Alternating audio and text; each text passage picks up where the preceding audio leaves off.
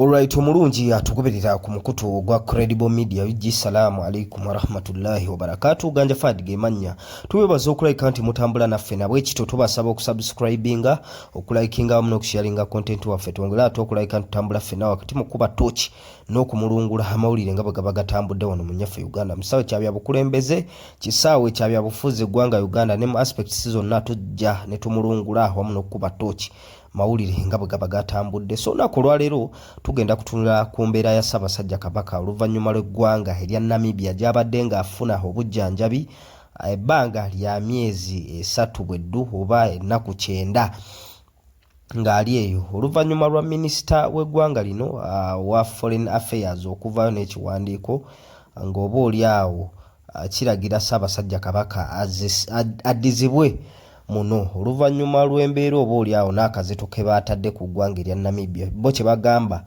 nti oba oli awo kittattana erinnya lyabwe. Jjukira nti ba activists ab'enjawulo oba Bannayuganda ab'enjawulo babadde bavaayo nga balaga obutali bumativu oba oli awo ku mbeera ya Ssaabasajja Kabaka gy'alimu wano mu Uganda ne mu nsi yonna yonna okutwaliza awamu ba mu diaspora.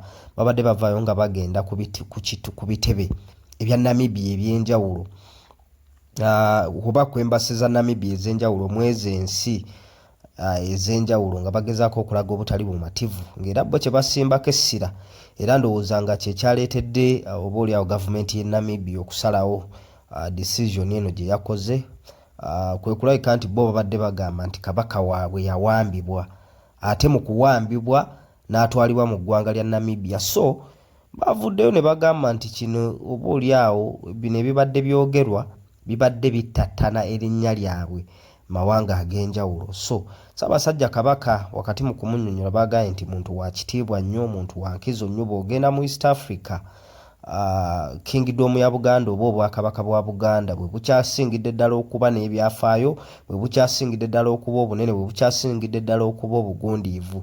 So ate nga Namibia ezeekolagana bulungi nnyo ne Uganda mu mbeera ez'enjawulo. Wakati mu kuba nti Ssaabasajja Kabaka yatwalibwa kujjanjabwa era ng'asobodde okumala mu ggwanga erya Namibia ebbanga eriwererako ddala ery'emyezi 3 oba ennaku 9 ate ne tuvaayo oba ne bavaayo nga balaba abantu ab'enjawulo Bannayuganda ab'enjawulo nga balaga obutali bumativu nga bo kye bagamba nti kabaka waabwe mu ggwanga erya Namibia aliyo nga musibe. Kino kittattana ekifaananyi ky'eggwanga nga Namibia era kwekkola okusalawo kuno nti Ssaabasajja Kabaka addizibwe okwaboobwe. So emabegako awo twalaba Ssaabasajja Kabaka ng'avaayo okwogerako eri Obuganda era kino kyaleetera oba oli awo Abaganda bangi era okusigala nga si bamativu wakati mu kuba nti Ssaabasajja yayogera era ne tumulaba ne ku mainstream media eza Buganda wano nga radio nga oba oli awo amaloboozi ge bagataddeko ne TV BBS Telefina ne bamuteekako baga nti Ssaabasajja Kabaka ayogeddeko era abantu be ab'omu Uganda ne Buganda neera abantu ne basigala nga si bamativu nga baga nti yayogedde si Ssaabasajja Kabaka eyo yabadde AI oba artificial intelligence. So kino nno kyayongera okuleetawo ebbugumu wakati w'Obwakabaka ne Kabaka gye yali oba oli awo Namibia kuba Namibia olwedde baali balumba dda embasi ezizaayo mu nsi ez'enjawulo nga Bannayuganda balaga obutali bumativu. So ne bwe yavaayo era okwogerako eri Obuganda abantu ne babeera nga si bamativu.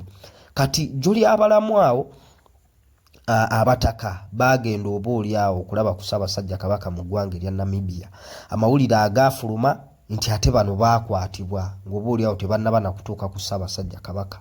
So mu mbeera ezifaananako bwe zityo kino nno kyaleetedde ne Pulezidenti Museveni okuvaayo nga si musanyufu oba oli awo n'abataka. Abataka bano baagenda nga tebategeezezzaako gavumenti ya wano nti tugenda. Era ne Namibia wakati mu kuba nti Namibia erina enkolagana n'Obwakabaka bwa Buganda erina enkolagana ne Uganda ey'awamu era nabo tebabategeezaako nti oba oli awo abataka abantu ab'ebitiibwa bagenda genyiwalako mu Namibia era y'ensonga lwaki babakwata ndowooza nga tebabategeera.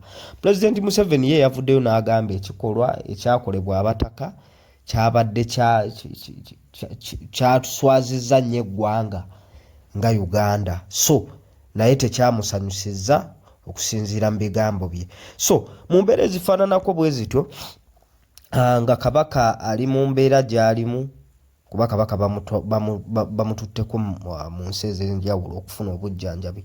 Twawulira nti bamutwalako e Germany, ne tuwulira nti yagendako mu US.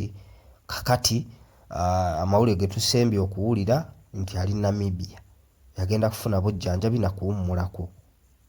Naye ng'abantu b'omu Buganda oluvannyuma lw'ebbanga eriweredde ddala nga kabaka tebamukubako kimunye, ate ng'oba oli awo n'abantu oba oli awo abalamulirako Ssaabasajja Kabaka nga Katikkiro wa Buganda, ng'abantu abasinga tebakyamuyinamu bwesigwe, oba abantu abamu tebamuyinamu bwesige. Bw'avaayo n'akola statement bazitwala nga mpewufu mu mbeera ezifaananako bwe zityo. So kabaka twasemba omulabako wano physically, ndowooza yali nkeera lwankuuka ng'ennaku z'omwezi 30. Enkuuka tebaayo nga 31 zaali ennaku z'omwezi 3. Yasooka n'ayitaayitamu mu lubiri awo Emmengo ne yeekubyako n'abantu be ebifaananyi. Gwe mulundi abantu b'omu Buganda gwe baasemba okulaba ku Ssaabasajja Kabaka nga bamutunuddeko mu bwenyi. Oluvannyuma lw'emyezi 7 egyekutte, bantu bagamba eryo ebbanga ddene. Eyandivuddeyo n'ekigambo ekisembayo nga Katikkiro wa Buganda oba oli awo abantu ne bakitwala ye Katikkiro wa Buganda Charles Peter Mayiga.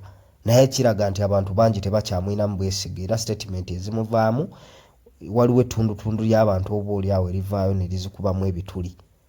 Abataka b'omu Buganda naye oba oli awo ababadde beesitudde bagende balabe Ssaabasajja Kabaka, oba oli awo bakomyewo feedback n'obujulizi ng'ebifaananyi ne vidiyo nga baliko ne Ssaabasajja Kabaka, oba oli awo emitima gy'Abaganda gyongere okulabika nti gibakka n'abantu ba Uganda yonna abakkiriza mu Ssaabasajja Kabaka era abamwagala. Bagenze nti abataka bwe bagenze Namibia ate bakwatiddeyo bakwate. Kakati abantu b'omu Buganda ne Uganda yonna ne basigala ng'emitima gikoze eki, gibyewanise. So Kabaka kyamaanyi nnyo wano mu Buganda era ategeeza kyamaanyi nnyo mu mitima gy'abantu b'omu Uganda ne mu Buganda. Era buli bwe babeera awo ng'oba oli awo embeera ya Kabaka gy'alimu ey'obulamu bagitankana. So kibaleetera abantu emitima okwennyika. Kakati Namibia avuddeyo negamba nti waayi akazito ke mututaddeko kamala.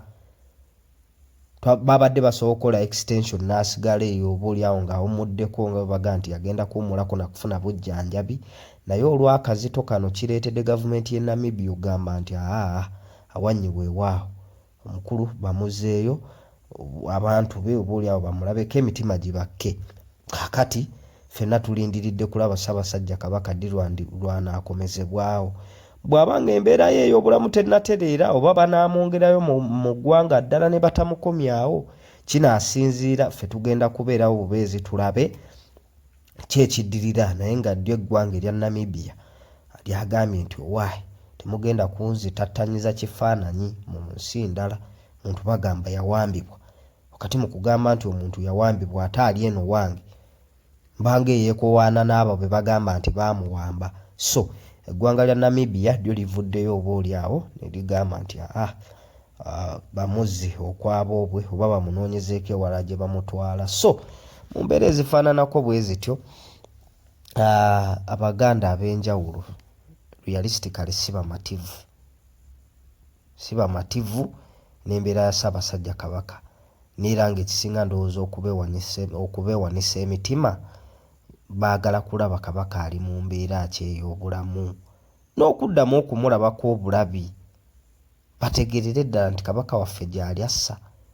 Kuba bino ebibungeesebwa ne bibanga si bituufu, bano ne bagaa nti Kabaka yawambibwa bbanga lya myezi 7. Zizo vidiyo bazitaddeyo ng'ayogera okulaga obujulizi, ate ne tufuna abagamba nti simanyi vidiyo yali njingirire. Ababyogera bayinza okuba nga bali mu propaganda waabwe, naye ate ku muganda owa wansi ye ate asobola obbitwala. Asinziira ku kyo bitwala ebbanga Kabaka lyamaze nga talabika.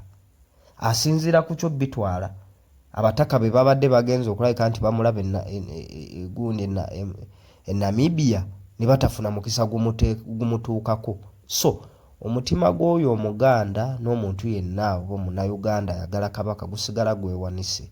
So mu mbeera ezifaananako bwe zityo katulinde oba oli awo ab'Emmengo kye bazzaako abavunaanyizibwa ku bulamu bwa Ssaabasajja Kabaka, oba bamukomyawo oba bamutwala mu nsi ndala kwongera kufuna bujjanjabi, that is bw'aba akyali mulwadde.